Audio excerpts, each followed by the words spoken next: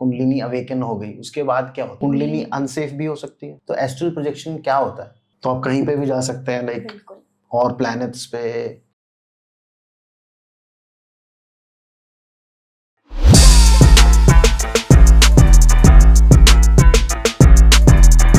अच्छा, अभी तो हम लोग बहुत देर से हेल्थ के बारे में बात कर रहे थे, ये तो फिजिकल एस्पेक्ट ऑफ योग हम लोगों ने बात किया। इसका जो स्पिरिचुअल एक एस्पेक्ट है योग का, उसके बारे में आप कुछ थोड़ा सा एक्सप्लेन करोगे कि स्पिरिचुअली कैसे ये आपको एनलाइटन करता है योग? तो भगवद गीता में श्री कृष्ण ने अर्जुन को, जब अर्जुन बहुत ज़्यादा कंफ्यूज हो रहे थे कि ये तो मेरे भाई हैं, मैं इन्हें मारूं कैसे, मैं इनसे कैसे लड़ूं, तो श्री कृष्ण ने अर्जुन को कहा कि तुम्हें ये करना है क्योंकि यही भक्ति का मार्ग है और यही मोक्ष के लिए भी मार्ग है। तो उन्होंने भगवद गीता में 4 पाथ बताए हैं, 4 मार्ग बताए हैं जिससे आप सैल्वेशन, आपको मोक्ष मिल सकता है। उसमें से पहला मार्ग है भक्ति मार्ग, जो मीराबाई ने किया, devotion to God, surrenderance to God. जो प्यार है वो ऐसा भाव है, अगर वो मन से है तो उसमें ऑब्वियसली कोई छल कपट नहीं होगा, प्योरिटी होगी। तो जब प्योरिटी होगी आप भक्ति मार्ग पर हो उस वक्त, मीराबाई का जो था मार्ग। दूसरा है आपका राजयोग, राजपथ का मार्ग। जैसे एक राजा होता है ना, उसका अपनी पूरी प्रजा पे कंट्रोल होता है, उसको पता होता है कौन आ रहा है, कौन जा रहा है, कौन क्या कर रहा है। तो उस मार्ग में आपके लिए जो प्रजा है वो आपकी बॉडी है, आपका शरीर है। तो आपको पता होना चाहिए, should be aware about your self, about your body. वो आपका राजयोग का पाथ है। तीसरा हो गया आपका ज्ञान योग, जिसमें आप स्वाध्याय करते हो, means you study your self, और क्या सच है क्या गलत है उस चीज़ से आप ऊपर उठते हो। ठीक है, आप ऐसे सोसाइटल नॉर्म्स को फॉलो नहीं करते कि उसने बोला है तो वही करना है। आप पढ़ाई करते हो, आप नॉलेज ज्ञान प्राप्त करते हो, और आप इस चीज़ को देखते हो कि कैसे सच में एक्चुअल में यूनिवर्स क्या है, परमात्मा क्या है, आत्मा क्या है, मैं कौन हूँ, मेरा जन्म क्यों हुआ है। जब आप इन सब चीज़ों की तरफ जाते हो तो आप ज्ञान के मार्ग पर हो। आपका है एक कर्म योग, जो अर्जुन ने किया, क्योंकि वो क्षत्रिय थे तो उनका कर्म था कि अपने ओपोनेंट को मारना, भले ही वो ओपोनेंट उनका ब्रदर ही क्यों ना हो। तो उन्होंने कर्म का मार्ग फॉलो किया। तो ये 4 जो आपके मार्ग हैं, इनको आप जब आप इनके पथ पर जाते हो तो आपको मोक्ष की प्राप्ति होती है। ये श्री कृष्ण ने कहा है भगवद गीता में। उसके अलावा जो पतंजलि हैं, उन्होंने भी योग को है आसन के लिए नहीं बताया कि हमको योग जो है उसमें सिर्फ आसन ही करना है। उन्होंने भी ये बोला है कि जो योग है वो आपके जो मन की वृत्तियां हैं, योग चित्त वृत्ति निरोध, मतलब आपकी जो चित्त की जो वृत्तियां हैं, फ्लक्चुएशंस है, उनको खत्म करता है। क्योंकि जब आप एक स्टेबल, एक शून्य वाली स्टेट में पहुंच जाते हैं ना, तो आप फिर कनेक्ट कर सकते हैं परमात्मा से। ये तो हो गया आपका स्पिरिचुअल। मैंने ना और भी कुछ चीजें सुनी है योग के बारे में कि हमारी बॉडी में चक्रास होते हैं, डिफरेंट चक्रास होते हैं, कुंडलिनी होती है। तो वो क्या होता है उससे, और उससे बेनिफिट्स क्या होते हैं, और वो कैसे जागृत किए जाते हैं? क्योंकि आई डोंट थिंक कि हम लोगों को पता भी है कि ऐसा कुछ होता है लाइफ में। तो कुंडलिनी अवेकनिंग जो है तंत्र योगा का एक हिस्सा है। अच्छा। तो इसमें क्या है कि कुंड, बेसिकली आपने सुना होगा हवन कुंड, कुंड होता है। कुंड इज लाइक अ पिट, ठीक है, एक तरीके का गड्ढा है। लीन मतलब किसी चीज में लीन हो जाना, समा जाना। तो कुंडलिनी मतलब है कि हमारे बॉडी में there is a pit of energy, जहाँ पे असीम शक्तियां हैं, असीम ऊर्जा है। तो आप जब उस ऊर्जा में विलीन हो जाते हो, दैट इज कुंडलिनी। मतलब टर्म अगर आप देखे जाए तो ये वैसे है, एनर्जी में आप लीन हो गए। बट इससे होता क्या है कि कुंडलिनी अवेकनिंग आपको क्यों करनी है? आजकल बहुत ज़्यादा फेमस टर्म है, वेस्टर्न लोग बहुत ज़्यादा मतलब पागल हैं इस चीज़ के पीछे कि नहीं हमें कुंडलिनी अवेकनिंग करनी है, विच इज़ नॉट ईजी। आपको सुनने में लगेगा, हो सकता है आपको कोई बोल भी दे कि हाँ ठीक है, आप कुंडलिनी अवेकनिंग का योगा करो, आपकी कुंडलिनी अवेकन हो जाएगी, विच इज़ नॉट ईजी। इसमें आपको साधना करनी पड़ती है प्रॉपर, कई टाइम तक भी करनी पड़ सकती है। तो साधना के बाद ही आपकी कुंडलिनी जागृत होती है। कुंडलिनी बेसिकली है क्या कि ऐसा बोलते हैं कि हमारे शरीर में सोई हुई शक्तियां हैं जो आपको जागृत करने पर आप डिवाइन बन जाते हो। okay. तो आप, अगर मैं एग्जांपल दूं, यहाँ पे आपने हनुमान जी की कहानी सुनी होगी कि उनकी जो शक्तियां थी वो भूल जाते हैं। फिर उनको जामवंत याद दिलाते हैं कि अरे तुम में तो बहुत शक्तियां हैं, तुम कुछ भी कर सकते हो। फिर वो उनकी जो अवेकनिंग हो जाती है कि अच्छा मैं ऐसा कर सकता हूँ। तो आप देखें तो हम सब में हनुमान जी हैं। okay. हम सबके अंदर सारी शक्तियां हैं, बस हमें उसको अवेकन करना है, क्योंकि हम भूल चुके हैं। एक बच्चा जब पैदा होता है ना, तो उसकी मतलब अगेन वो चक्रा की अगर आपने बात करी, तो हमारे शरीर में 7 चक्र होते हैं। Okay. Starting from the anal area and goes till here Sahasrara. तो जब बच्चा पैदा होता है, उसका जो चक्र होता है root chakra, which is the first base chakra, which is already active. लेकिन जैसे जैसे हम बड़े होते हैं, तो हम वो शक्तियां भूलते रहते हैं। तो जो हमारी कुंडलिनी होती है वो भी डोमेंट स्टेट में चली जाती है। तो जब आप कुंडलिनी अवेकन करते हैं, then you become one with the divine. तो उससे होता क्या है, मतलब जैसे आई एम श्योर आप किसी ना किसी को तो जानते होगे, आपने खुद ट्राई किया होगा, उससे होता क्या है? कुंडलिनी अवेकन हो गई, उसके बाद क्या होता है? सबसे पहले तो आपको बहुत ज़्यादा एनर्जी, असीम बोलते हैं ना, असीम शक्तियाँ, वैसा फील होगा आपको कि हाँ आप कुछ भी कर सकते हो। दूसरा जो मुझे लगता है मेन, आप जो है आपका जो दिमाग है ना, वो शून्य स्थिति में पहुंच जाता है, आप स्टेबल हो जाते हो। ओके। ठीक है, आप यहाँ पर हो, बट आप जो है वो कहीं भी जा सकते हो फिर। Astral projection. हाँ, काइंड ऑफ एस्ट्रल प्रोजेक्शन, वो कुंडलिनी के बाद ही पॉसिबल है कि आप एस्ट्रल ट्रैवल कर पा रहे हो या नहीं। तो कुंडलिनी के सिर्फ ये फायदा नहीं है, उसके अलावा अगर आप कुंडलिनी में क्या होता है कि ऐसा बोलते हैं कि सर्प की शेप में होता है, विच इज मेटाफॉर, वो कुंडली एक्चुअली मार के बैठा हो। हाँ, विच इज नॉट रियलिटी। तो वो starts from the base of a spine. Okay. और वो हमारा जो 7 चक्रा है, वो भी हमारा बेस ऑफ द स्पाइन से स्टार्ट होता है। तो जब कुंडलिनी अवेकन होती है, इट गोज अप, और वो आपके सारे चक्रा को खटखट खटखट खटखट अनब्लॉक करती हुई ऊपर जाती है, and then it rises up through you. Okay, so अगर आपको अपने चक्र जागृत करने हैं तो आपको कुंडलिनी अवेकनिंग तो करनी ही पड़ेगी। नहीं, अगर आपको आप कुंडलिनी अवेकन कर रहे हैं, तो आपके चक्र नेचुरली ही जागृत हो जाएंगे। अच्छा, तो ये दोनों वैसे अलग अलग भी किया जा सकता है? कर सकते हैं आप। ज़रूरी नहीं है कि आपको कुंडलिनी अवेकन करनी हो। आपका जो उद्देश्य है वो हो आपको सिर्फ चक्र पे काम करना है। अच्छा। लेकिन कुछ होते हैं नहीं, हमें कुंडलिनी अवेकन करनी है, तो उनको 7 चक्रों पे काम करना पड़ेगा। पर जिसको है कि नहीं, मुझे सिर्फ हार्ट चक्रा पे काम करना है, अनाहत पे काम करना है, तो वो हो सकता है सिर्फ वहीं पे काम करें। चक्रास के बारे में थोड़ा सा और बताएंगे कि कौन कौन से होते हैं, उनके बेनिफिट्स क्या हैं, और अगर वो बंद पड़े हैं तो उनके नेगेटिव एस्पेक्ट्स भी थोड़ा से बताओ। तो हमारे शरीर में 7 चक्र हैं। वैसे तो बोला जाता है बहुत सारे हैं, बट मेजर 7 चक्र हैं। 7 चक्र, it starts from the base of the spine, जो पेरिनियम एरिया होता है आपका, जहाँ पे आपके रिप्रोडक्टिव ऑर्गन्स होते हैं, उसके नीचे, विच इज रूट चक्र, मूलाधार, जो आपका स्टार्टिंग बेस चक्र है। वो जो चक्र है वो एक बच्चे का नेचुरली बैलेंस्ड होता है। Okay. वो जो आपका मूलाधार चक्र है, मूल मतलब क्या, बेसिक हुआ, स्टार्ट है ना, तो स्टार्टिंग चक्र, वहाँ वो चक्र है जहाँ से आपको लगता है कि हाँ मैं, मतलब आई वाली जो आपकी आइडेंटिटी होती है, वो आपके रूट चक्र से आती है कि हाँ मैं हूँ। तो इस चक्र से क्या है कि आप एक चाइल्ड लाइक स्टेट में रहते हो। तो आपने बच्चे को देखा है, उसे किसी चीज़ की चिंता नहीं होती है ना। तो वो ही अगर जिसका वो चक्र एक्टिव है, तो वो जो है उसके वो होता है ना ब्लिस काइंड ऑफ स्टेट, जब आप एकदम हैप्पी हो, like a child like, innocence आप में है, आपको किसी चीज़ का डर नहीं है, इनसिक्योरिटी नहीं है, फियर नहीं है, जेलसी नहीं है, it means your chakra is active, it's working properly. But वो चक्रा ब्लॉक हुआ, तो वहाँ पे आपको प्रॉब्लम्स आना स्टार्ट हो गए। And how will you know कि आपका चक्रा ब्लॉक है?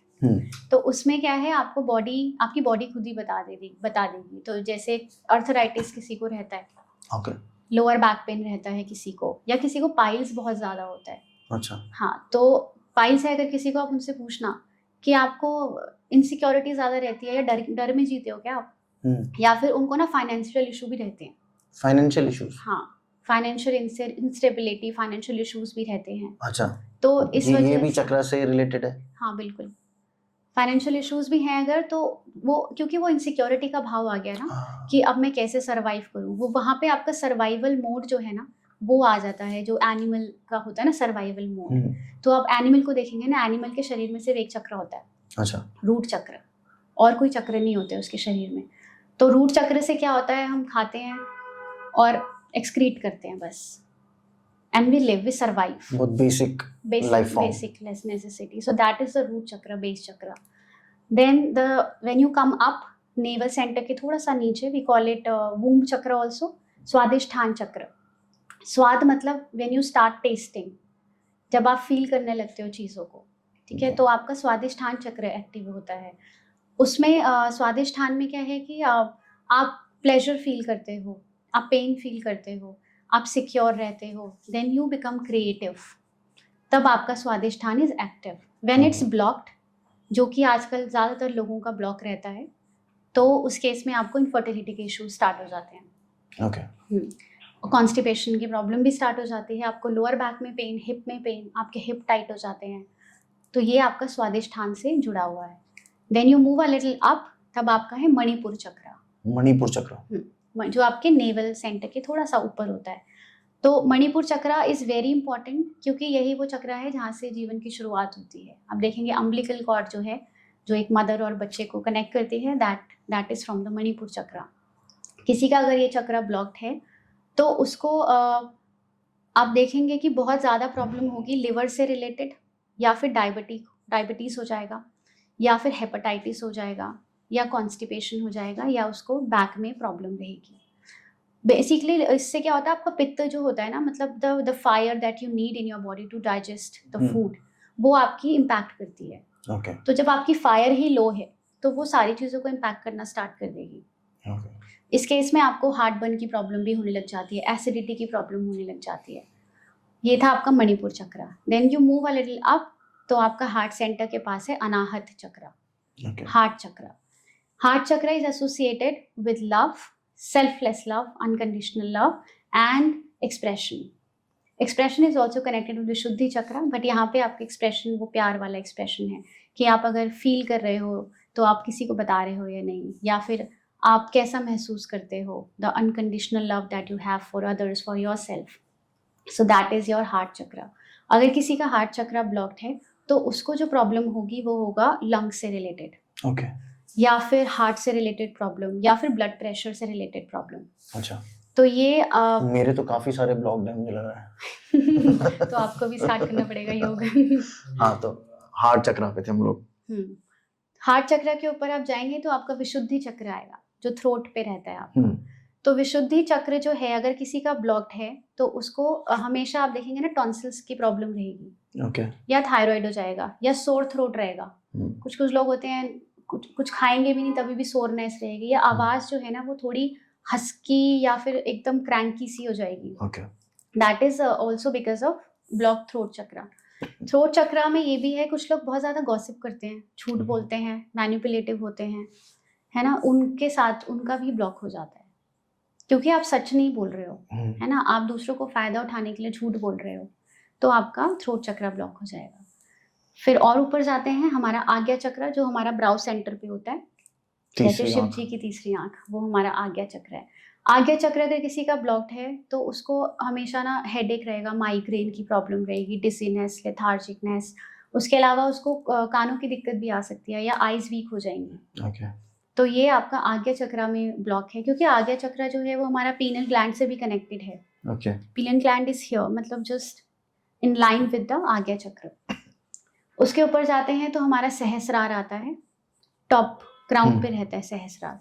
तो सहस्रार अगर मैं बताऊं आपको तो ये बेसिकली चक्र नहीं बोलूंगी मैं इसे, but it's a kind of state, या फिर वो स्टेज है जहाँ पे आप पहुंच गए हो, और अब क्या है, आप बस परमात्मा से जुड़ चुके हो, अब आपको कोई प्रॉब्लम ही नहीं है, मतलब you become one with the divine now. Okay. So that is your Sahasrara चक्र।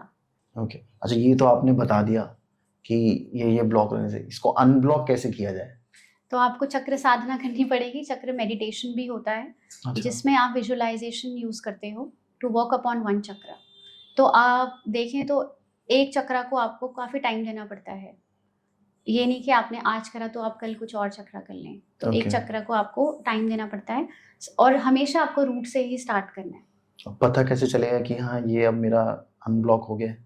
आपको खुद, अभी जैसे मैंने आपको पूछा कि ये प्रॉब्लम है, हम्म, तो जिसको वो प्रॉब्लम नहीं होगी, आपको खुद ही महसूस होने लगेगा, your body will tell you itself कि हाँ मुझे अब ये इशू नहीं है। वो खुद से ही आपको फीलिंग होने लगती है कि हाँ अब ये इश्यूज नहीं है मेरे शरीर में, अब खत्म हो चुके हैं, मुझे ऐसी फीलिंग नहीं होती, अब मुझे जेलिसी वाली फीलिंग नहीं होती, मुझे हेट्रेट नहीं है किसी के मन में।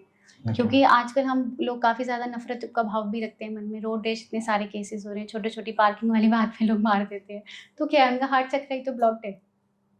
सहन तो शक्ति खत्म हो गई है तो लोग। मतलब ये सिर्फ मेडिटेशन से? मेडिटेशन एंड आसन अगेन। अच्छा, इसके भी स्पेसिफिक आसन हैं? स्पेसिफिक नहीं है, आसन वो ही है जो है, सेम है। बट यहाँ पे बात आती है आपकी अवेयरनेस की, कि आप सपोज आसन कर रहे हैं, मैं आसन, अगर मैं ये आपको अंजलि मुद्रा, इसको हम अंजलि मुद्रा बोलते हैं, अच्छा। अगर मैं ये मुद्रा कर रही हूँ और मैं इसमें आसन करती हूँ इस मुद्रा में, तो मैं सिंपली ऐसे कर सकती हूँ। बट अगर मेरा ध्यान है कि नहीं, मेरी जो अवेयरनेस है वो मेरी अभी अनाहत पे है, मेरे हार्ट चक्र पे है, और मैं जो भी इसके बाद प्रैक्टिस करूँगी वो मेरी अनाहत पे ही ध्यान करके अवेयरनेस के साथ करूँगी, तो वो मेरे अनाहत पे वर्क करेगा। ओके। और हर चक्र का एक कलर होता है स्पेसिफिक। अच्छा। फॉर एग्जाम्पल हार्ट का हमारा ग्रीन कलर है, ठीक है, और रूट का रेड है। तो जब आप जिस चक्रा पे काम कर रहे हो, ट्राई कि आप उस कलर को विजुअलाइज करो या पहनो, ओके। और उस एरिया के लिए, उस चक्र के लिए आप आसन करो। तो अगर रूट चक्र की बात करें, तो रूट चक्र में जिस दिन आप साधना कर रहे हो या प्रैक्टिस कर रहे हो रूट चक्र की, तो आप रेड पहन सकते हो। आप कोशिश करो कि आपका जो ध्यान है वो आप वहीं पे रखो, पूरी अवेयरनेस आपकी आपके रूट चक्र पे रखो, और सारे आसन वो करो जहाँ पे आपके रूट चक्र की ओपनिंग या मसल स्ट्रेचिंग हो, जो इस एरिया के आसपास की मसल्स हैं। तो आप वैसे कर सकते हो इसमें। तो ये कोई भी कर सकता है? कोई भी कर सकता है, मतलब इवन लाइक कॉर्पोरेट बिल्कुल कोई भी। पर्सन जो सुबह नौकरी के लिए जाता है, शाम को आता है, जो थका हुआ होता है, वो भी ये कर सकता है? बिल्कुल कोई भी कर सकता है। It's safe for everyone, unlike kundalini. Kundalini आपको किसी के गाइडेंस में ही करनी चाहिए। कुंडलिनी अनसेफ भी हो सकती है? बिल्कुल हो सकती है। अगर आपकी एनर्जी ऊपर जाते हुए किसी एक जगह पे स्टक हो गई, ओके। तो वो आपकी बॉडी को इम्पैक्ट करेगी इमोशनली वेज में। अच्छा। आपको हो सकता है एंगर एकदम ज़्यादा बिल्डअप हो जाए, या बहुत ज़्यादा आप इमोशनल हो जाओ, आपको लगे नहीं मुझे बस रोना ही है। तो ऐसे भी केसेस होते हैं जहाँ पे आप कुंडलिनी अवेकनिंग के चक्कर में स्टक हो जाती है आपकी जो एनर्जी होती है। So it should always be done under guidance of a guru or... yes yes. तो दिल्ली में कोई ऐसा इंस्टीट्यूट है या कोई ऐसे गुरुज हैं जो ये सब सिखाते हैं? आपको ये कोई इंस्टीट्यूट में नहीं करवाएगा। ये जो साधना है, ये आपको जो गुरुज हैं वो यहाँ पे आई डोंट थिंक सिटीज़ में मिलेंगे भी। वो आपको कहीं हिमालयस पर ही साधना करते हुए मिलेंगे, जो जेन्युइन गुरुज हैं। अदरवाइज आप देखेंगे तो अभी तो बहुत ज़्यादा इंस्टीट्यूट्स हैं जो जहाँ पे उन्होंने लिखा होता है कि कुंडलिनी अवेकनिंग या कुंडलिनी योगा। अगर आप देखें ना, कुंडलिनी योग एक काफ़ी ज़्यादा फेमस टर्म हो गई है, और बहुत सारे वेस्टर्नर्स, फॉरेनर्स आते हैं इंडिया में करने के लिए, कुंडलिनी योग प्रैक्टिस करने आते हैं। बट ठीक है, आप उसमें उनको नॉलेज दे सकते हो, चक्र के बारे में बता सकते हो, कुंडलिनी के बारे में बता सकते हो। बट अगर आप उनको ये बोलो कि नहीं हम आपकी अवेकन करा देंगे, तो वो झूठ है। अच्छा। हाँ, क्योंकि साधक की खुद की प्रैक्टिस है ना। आपकी प्रैक्टिस कैसी है वो उस पर डिपेंड करेगा कि आपकी जो एनर्जी है वो राइज होगी या नहीं। क्योंकि कुंडलिनी कोई ऐसे सर्प जैसी नहीं है जैसा बुक्स में लिखा होता है कि कॉइल्ड स्नेक है। वो तो ऑब्वियसली एक एक्सप्लेनेशन दे रखा है सिंपल लैंग्वेज में फॉर पीपल टू अंडरस्टैंड। अच्छा, मुझे एक चीज पर्सनली पूछनी थी, जब आप योगा कर रहे होते हैं तो आप कुछ ऐसे कुछ पोजेस होते हैं जो आप जब आप सुबह मेडिटेशन मुद्राएं जो होती हैं हाथों की, उनका क्या अलग अलग सिग्निफिकेंस है कि आप इस फिंगर को टच करें या इस फिंगर को टच करें? तो हमारी जो 5 फिंगर्स हैं, आपको पता होगा पंच तत्व होते हैं। हाँ, पंच तत्व होते हैं। तो हर एक फिंगर का एक तत्व है। जैसे इसकी बात करें तो ये जल तत्व है। तो जब हमें बचपन में टॉयलेट जाना होता था तो ma'am may I go to toilet, अच्छा, तो ये हमारा जल तत्व है। तो ऐसे ही आप देखेंगे तो हर मुद्रा का एक सिग्निफिकेंस होता है, ठीक है। तो आप कौन सी मुद्रा करना चाह रहे हैं, कौन से तत्व पे काम करना चाह रहे हैं, वो डिपेंड करता है। सपोज किसी का वात ज़्यादा है तो वो चाहेगा कि नहीं मुझे अपने अर्थ एलिमेंट पे काम करना है या एयर एलिमेंट पे काम करना है, तो आपको वो मुद्रा लेनी पड़ेगी। तो मुद्रा भी वेरी करती है कि आप क्या, आपका उद्देश्य क्या है, उसी पे अगेन। अभी आपने वात और पित्त बीच में अभी बोला था, तो वात और पित्त क्या होता है? इसके अलावा भी कुछ तीसरी चीज भी होती है? वात, पित्त और कफ। हाँ। तो ये क्या होते हैं वात, पित्त और? क्योंकि मैंने बहुत आयुर्वेदिक डॉक्टर्स को बोलते हैं आपका वात बढ़ा हुआ है या पित्त बढ़ा हुआ है, वो क्या होता है? तो जब एक लेडी कंसीव करती है ना, उस वक्त ही बच्चे की प्रकृति तय हो जाती है कि वो जो बच्चा है उसकी प्रकृति क्या रहेगी। प्रकृति आपकी 3 हो सकती है, वात, पित्त या कफ। तो हमारे जो पंच महाभूत हैं, 5 एलिमेंट्स जिससे हमारा शरीर बना है, जिससे ये ब्रह्मांड यूनिवर्स बना है, तो उनमें से अगर आप वात की बात करें तो वात में आपके आते हैं एयर और स्पेस एलिमेंट, 2 तत्वों से आपका वात बना है, वात प्रकृति बनी है। एयर और स्पेस। हाँ। दूसरा है आपका पित्त, जो पित्त है वो आपका बना है फायर एंड वाटर से। आपका तीसरा है कफ, जो बना है अर्थ प्लस वाटर से। तो ये जो 3 प्रकृतियां हैं, ये आपका बिहेवियर भी बताती हैं, आपकी बॉडी का कॉन्स्टिट्यूशन कैसा रहेगा वो भी बताती हैं। तो आप देखेंगे कुछ लोग होते हैं जो हैवी होते हैं, हैवी बिल्ट होता है जिनका, वो कफ प्रकृति के होते हैं। अच्छा। नो मैटर वो कितना वर्कआउट करे, उनका वेट कम नहीं होता। बहुत टाइम लगाता है वेट कम होने में। उन लोगों को प्रॉब्लम भी रहती है, उसकी म्यूकस ज़्यादा रहता है, उन लोगों को साइनस की प्रॉब्लम ज़्यादा रहती है अगर इम्बैलेंस्ड हो जाए तो वो कफ प्रकृति के लोग हैं। दूसरा आपका वात आ गया। वात में आपकी बॉडी में एयर एलिमेंट, स्पेस एलिमेंट ज़्यादा है, तो आपकी बॉडी जो टाइप है वो आपका नैरो थिन बिल्ट होंगे आप, और एक्टिव बहुत ज़्यादा होंगे। जैसे हवा होती है, एक्टिव ज़्यादा होती है, अभी यहाँ है तो अभी वहाँ है, तो वैसे ही आपका बॉडी का बिहेवियर रहेगा। ऐसे लोग ओवर थिंकिंग भी ज़्यादा करते हैं जो वात प्रकृति के होते हैं।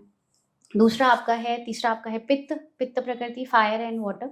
तो इन लोगों में फायर एंड वाटर एक साथ, हाँ, 2 एलिमेंट्स से कॉम्बिनेशन से बना है। तो इनमें क्या है, आपकी बॉडी में फायर एलिमेंट इज मोर, ठीक है। तो आपका क्या है, आप बहुत ज़्यादा लॉजिकल होते हैं। जो ऐसे लोग होते हैं उनका मीडियम बिल्ड होता है। अच्छा, फायर जिसमें ज्यादा है वो लॉजिकल होगा मुझे, क्योंकि मुझे तो लगता है कि जिसके अंदर फायर ज्यादा होगा वो थोड़ा सा इलॉजिकल काम करेगा। नहीं, लॉजिकल होगा लेकिन गुस्सा भी जल्दी आएगा, शॉर्ट टेम्पर्ड भी होगा। तो ये है कि उनका एक्शन, वो हमेशा एक्शन मोड में रहेंगे। ओके। तो ये उनका रहता है। ये तो हमारी प्रकृति हो गई जो हमारी बर्थ के टाइम पे डिसाइड होती है। अब दूसरा है विकृति। विकृति क्या है, जैसे जैसे आप बड़े होते हैं ना, तो आपकी जो प्रकृति है वो चेंज होती रहती है। हो भी सकता है कि जो आपकी प्रकृति है वही आपकी विकृति हो, या हो सकता है कि वो चेंज हो जाए, तो फिर वो दोष बन जाता है। थोड़ा सा इसको एक्सप्लेन करेंगे, बिकॉज मुझे समझ में नहीं आ रहा कि क्या बोला जा रहा है, थोड़ा इंटरेस्टिंग भी है।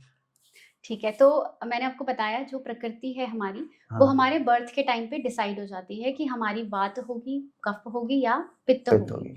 ठीक है, तो जैसे जैसे हम बढ़ते हैं, हमारी एज बढ़ती है, तो हमारी शरीर में जो ये इन तीनों का जो कॉम्बिनेशन रहता है ना, वो इम्बैलेंस होने लगता है। okay. तो ये इस इम्बैलेंस को हम दोष बोलते हैं कि वात दोष हो गया, या पित्त दोष है, या कफ दोष है। तो ये विकृति है आपकी। विकृति मतलब जो आपकी नेचुरल फॉर्म नहीं है, okay. Which is not your प्रकृति, दैट इज विकृति। अच्छा। तो आइडिया इज कि योर विकृति एंड प्रकृति शुड बी सेम। जिस स्टेट में आप पैदा हुए हो वो ही आपकी सेम होनी चाहिए। तो अगर जैसे मैं वात प्रकृति का मान लिया जाए कि मैं वात प्रकृति का हूँ, तो मुझे पित्त का इशू भी हो सकता है? हाँ, बिल्कुल हो सकता है। तो वो मुझे ज्यादा प्रॉब्लम करेगा? नहीं, इसमें होता है 1 दोषज, 2 दोषज या त्रिदोषज। अच्छा। मतलब आप में 1 दोष है या 2 दोष है या तीनों दोष है। अच्छा। किसी किसी में तीनों दोष भी हो सकते हैं, कि हो सकता है आपकी वात भी हो, पित्त भी हो और आपके कफ भी हो। अच्छा। तो आपको बैलेंस डाइट लेनी पड़ेगी जो तीनों को इम्पैक्ट ना करे, और ये सीजनल भी होता है। तो ये सिर्फ डाइट से ही ठीक होता है या इसके लिए भी कुछ योग आसन है? मेन आपका डाइट है, उसके बाद आपको आसन भी प्रैक्टिस करने हैं। जैसे अगर मैं बात करूँ वात की, तो वात के लिए उनकी बॉडी ना काफ़ी हाइपर मोबाइल होती है, हाइपर एक्टिव होती है। तो आपको मॉडरेट आसन करने हैं, आपको इंटेंस में नहीं जाना। आप हठ योग प्रैक्टिस कर सकते हो। okay. अगर मैं बात करूँ कफ की, तो उनकी बॉडी सुस्त होती है, लेथार्जिक होती है, तो उन लोगों को बॉडी को मूव करना है, तो वो विन्यासा प्रैक्टिस कर सकते हैं। तो ये फॉर्म्स हैं योगा के। okay. तो वो विन्यासा, अष्टांग प्रैक्टिस कर सकते हैं। और अगर मैं पित्त की बात करूँ, तो उनकी बॉडी मॉडरेट है, तो वो कोई भी फॉर्म प्रैक्टिस कर सकते हैं, तो उनके लिए वो चीज़ें सही रहेंगी। अच्छा। तो अपनी बॉडी कॉन्स्टिट्यूशन के टाइप से भी आप प्रैक्टिस कर सकते हैं कि कौन सी फॉर्म आपको चूज करनी है। तो प्रीति, अभी हम लोग जब बात कर रहे थे तो बीच में एस्ट्रल प्रोजेक्शन का हम लोगों ने कुछ एक बात आया था। तो एस्ट्रल प्रोजेक्शन क्या होता है और ये कैसे अचीव किया जाता है? तो आप देखेंगे तो बेसिकली एस्ट्रल प्रोजेक्शन में पहले आपको ये समझना पड़ेगा आप कर कैसे रहे हैं, इसमें हो क्या रहा है। तो हमारा जो आत्मा है ना, that is covered by 5 layers, 5 sheets होती हैं जिनको हम पंचकोश बोलते हैं। okay. तो द फर्स्ट है वो है Annamaya kosha, Annamaya body, that is our physical body, food body, जो आप देख सकते हो, टच कर सकते हो, जो मैं आपको देख रही हूँ, आप मुझे देख रहे हो, that is a physical body. Second है हमारा प्राणमया कोश, यानी कि are energy body.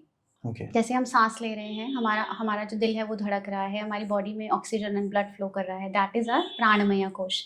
Again you can feel it, you can see it कि आप हाँ ब्रीथ कर रहे हो, आपकी नाड़ी चल रही है। ठीक है। तीसरा है आपका मनोमय कोश, योर मेंटल बॉडी। अभी आप बैठे हैं, आपके दिमाग में कुछ ना कुछ चल रहा होगा, है ना, कुछ इमोशंस होंगे, कुछ फीलिंग्स होगी, कुछ थॉट्स होंगे आपके मन में, वो आपकी है मनोमय थर्ड बॉडी। अनकॉन्शियस माइंड जो होता है, that is conscious mind. That is conscious mind. क्योंकि अभी आपके दिमाग में चल रहा है ना, यू आर अवेयर कि आप क्या सोच रहे हो। अच्छा। अनकॉन्शियस इज कि वो आप, यू आर नॉट अवेयर कि व्हाट इज इन देयर। अच्छा। बाकी आपका फोर्थ है विज्ञानमय कोश, फोर्थ लेयर ऑफ द आत्मा। विज्ञानमय कोश इज योर अवेयरनेस। ओके।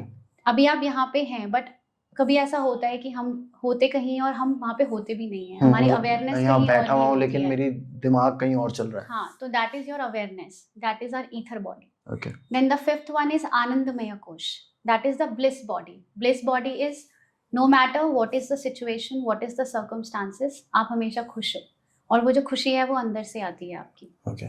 ठीक है, तो अब एस्ट्रल प्रोजेक्शन में क्या होता है, जब आप, पहले तो ये एक साधना है जो कि बहुत इजी नहीं है, बहुत मतलब सिद्धि है ये, जो बहुत काफ़ी टाइम लगता है इसको करने में। तो जब आप एस्ट्रल प्रोजेक्शन करते हो, उसमें आपकी जो 4 कोश हैं वो आप छोड़ देते हो, और जो आपका 5वां कोश है सिर्फ वो ही ट्रैवल करता है, ईथर बॉडी। ओके। जो आपकी अवेयरनेस बॉडी है, ईथर बॉडी, सिर्फ वो ट्रैवल कर रही होती है।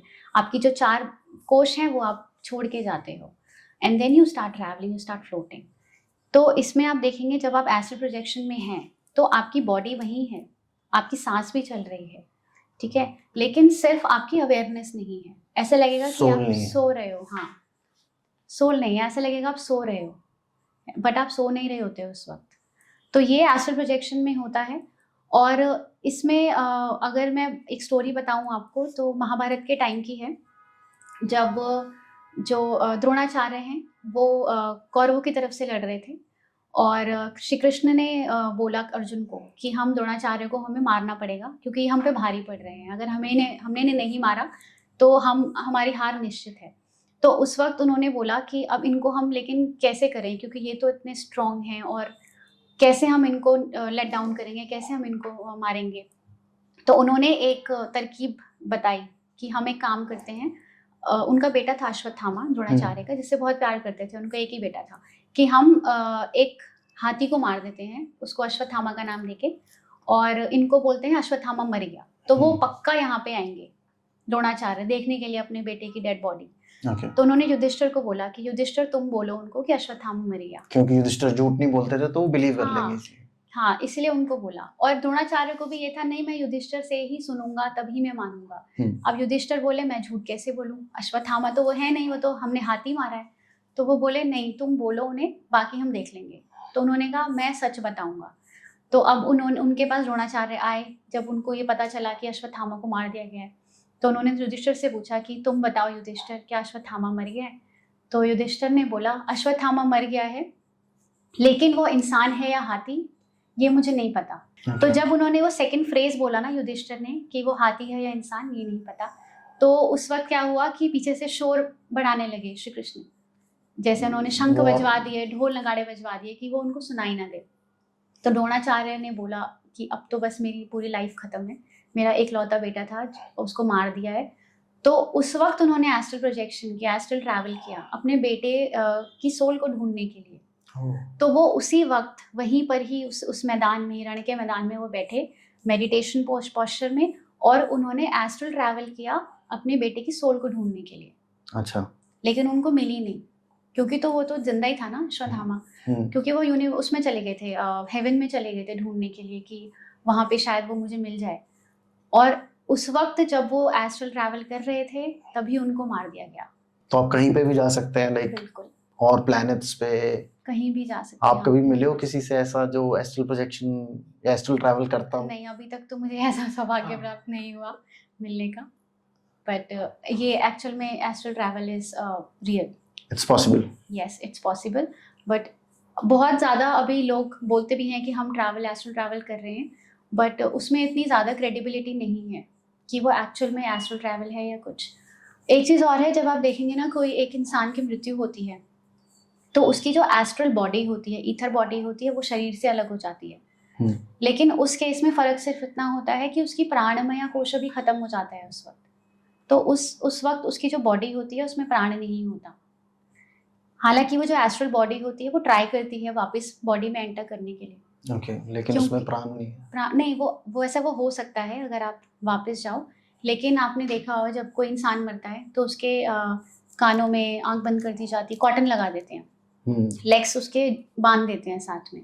That is because we have a panch dwar in our body, जहाँ से आपकी जो प्राण है, जो आपकी अवेयरनेस है, हाँ, वो ट्रैवल करती है। तो एक तो हमारे ईयर्स हो गए, हमारी आईज हो गई, नोज हो गया, माउथ हो गया, और हमारा जो एनल एरिया है, ओपनिंग जो है वो हो गया। तभी जब भी कोई इंसान मरता है ना, उसके ये 5 द्वारों को बंद कर दिया जाता है। इसलिए नहीं कि वो मरा हुआ इंसान वापस आ जाए, बल्कि इसलिए क्योंकि हो सकता है कोई और इविल स्पिरिट उसके शरीर में प्रवेश ना करे। क्योंकि कई इविल स्पिरिट्स होती हैं जो बहुत कई सालों से वेट कर रही होती हैं कि हमको कोई बॉडी मिले एंटर करने के लिए। तो हो सकता है कि जो वो एस्ट्रल बॉडी जो एक्चुअल में उस ह्यूमन की है, उसको हटा के वो खुद एंटर कर जाए बॉडी में। तो इसलिए उसके 5 द्वारों को बंद कर दिया जाता है, आईज क्लोज कर दी जाती हैं, कॉटन लगा दी जाती है नोज में, ईयर्स में, और माउथ भी बंद कर दिया जाता है, और लेग्स को पूरा जॉइन करके बांध दिया जाता है ताकि वो 5 द्वार बंद हो सके। मैंने ये भी सुना कि दाह संस्कार भी हमारा इसीलिए होता है कि वो जो बॉडी होती है, जो सोल का कनेक्शन बॉडी से तोड़ने के लिए दाह संस्कार किया जाता है। इसीलिए क्योंकि 72 आवर्स लगते हैं एक एस्ट्रल बॉडी को ये मानने के लिए कि हाँ अब मेरा कनेक्शन टूट गया है, क्योंकि उसको लगता है कि नहीं, आई एम ड्रीमिंग। उसको यकीन नहीं होता कि मेरी डेथ हो चुकी है, मेरी मृत्यु हो चुकी है। वो क्योंकि वो वहीं पे प्रेजेंट होती है, एस्ट्रल बॉडी जो सोल होती है आपकी, that is present there only. वो सब कुछ देख रही होती है कि हाँ यहाँ पे ऐसा हो रहा है वैसा, and it tries to enter again. कई बार हमको ड्रीम में भी ऐसा लगता है जैसे रात को सोते वक्त कि आप अपने आप को देख पा रहे हो सोते हुए। आई थिंक वो एस्ट्रल प्रोजेक्शन बाय मिस्टेक हो जाता होगा। नहीं, वो ड्रीम ही होता है, क्योंकि astral projection is very strong और वो आपको याद रहता है। अच्छा। बट ड्रीम की कंडीशन में क्या होता है ना, आपको सपोज सुबह याद भी रहा तो आप शाम तक भूल जाओगे। मैं तो जनरली सुबह ही भूल जाता हूं। It will go away with your memory. तो astral projection is very real, you will feel like बहुत ज़्यादा रियल, जैसे अभी हम बात कर रहे हैं, इतना ज़्यादा रियल फील होता है एस्ट्रल प्रोजेक्शन। तो आई एम श्योर अगर आप किसी से मिले तो मुझे ज़रूर बताइएगा। बिल्कुल बिल्कुल। कि जो ऐसा करता हो एक्चुअली में करते होंगे योगीज, हिमालयाज वगैरह में तो करते हैं, बहुत बहुत योगीज करते हैं। आई थिंक आप लोगों को ये पॉडकास्ट बहुत अच्छा लगेगा, आपको बहुत सारी नॉलेज भी मिलेगी। और मैं प्रीति का इंस्टाग्राम हैंडल नीचे डिस्क्रिप्शन में डाल दूंगा, so if you have any more questions you can directly get in touch with her, और आप उनके साथ योगा कर सकते हैं, उनसे योगा सीख सकते हैं। आई थिंक आप प्रीति आप ऑनलाइन क्लासेस भी देती हैं? ऑनलाइन क्लासेस भी देती हूँ। ऑनलाइन क्लासेस भी प्रीति देती हैं, और आप प्लीज़ उनसे टच में रहिए और हेल्दी रहिए, स्वस्थ रहिए, और जल्दी से इस चैनल को सब्सक्राइब करना मत भूलिएगा, क्योंकि हम लोगों को बहुत मेहनत लगती है एक एपिसोड बनाने में, बहुत सारे लोग भी लगते हैं। तो प्लीज़ चैनल को सब्सक्राइब करें, वीडियो को लाइक करें और शेयर करें। Thank you so much for watching. Thank you so much for inviting me here, and I wish कि आपका चैनल बहुत ग्रो करे, बिकॉज आप लोग बहुत अच्छे टॉपिक्स चूज करते हैं। मतलब बहुत ऐसे इंटरेस्टिंग टॉपिक्स होते हैं जो एक्चुअल में लोगों को हेल्प करेंगे। हाँ, ये हम लोग खुद, मेरा खुद का एक ये कॉन्शियस एफर्ट है कि मैं ऐसी चीज़ों के बारे में बात करूं, क्योंकि बहुत सारे ऐसे टॉपिक्स आजकल लोग कर रहे हैं जो उनको व्यूज तो मिल जाते हैं लेकिन वो किसी के लिए बेनिफिशियल नहीं होते। तो वो मैं खुद ट्राई करता हूँ कि हम लोग सिर्फ उन चीज़ों के ऊपर बात करें जिससे एटलीस्ट लोगों को नॉलेज मिले। Thank you so much. अगर आपने हमारा वीडियो देखा, आपको अच्छा लगा,